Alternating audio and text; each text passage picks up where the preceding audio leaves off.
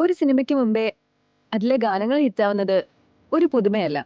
പക്ഷേ ഒരു സിനിമയ്ക്ക് മുൻപേ തന്നെ അതിലെ ഗാനങ്ങൾ ദേശീയ തലത്തിൽ തന്നെ ശ്രദ്ധിക്കപ്പെടുക എന്ന് പറയുന്നത് വളരെ അസാധാരണമായ സംഭവമാണ്.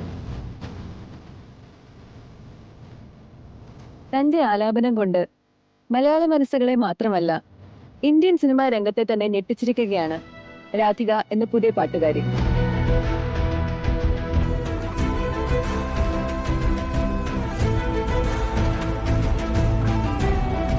നമുക്ക് രാധികയുടെ പുതിയ ഗാനങ്ങൾക്കായി കാത്തിരിക്കാം. മലയാളത്തിന്റെ അഭിമാനമായ ആ ഗായികയ്ക്ക് ആശംസകൾ നേരാം. Thank you.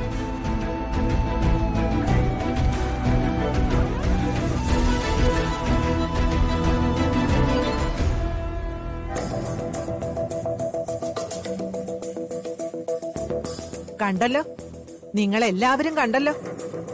ഒരു വിലയില്ലെന്ന് പറഞ്ഞ് കണിമംഗലത്ത് നിന്ന് നിങ്ങൾ ആട്ടി പായിച്ചവളെ കുറിച്ചാ ആ പറഞ്ഞത്.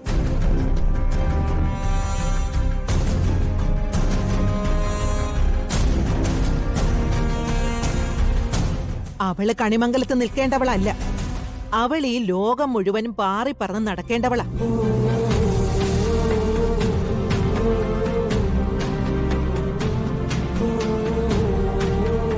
അവളോട് ചെയ്ത തെറ്റിന്റെ പേരില് ഒരിക്കലും നിങ്ങൾക്ക് എല്ലാവർക്കും പശ്ചാത്തപിക്കേണ്ടി വരും.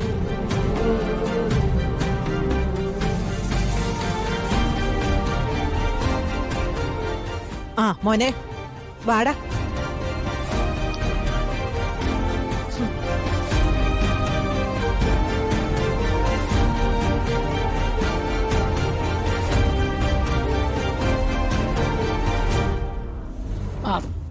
പാടുന്നു പറഞ്ഞതുകൊണ്ട് എന്താ, സ്വഭാവം തന്നാവണ്ടേ?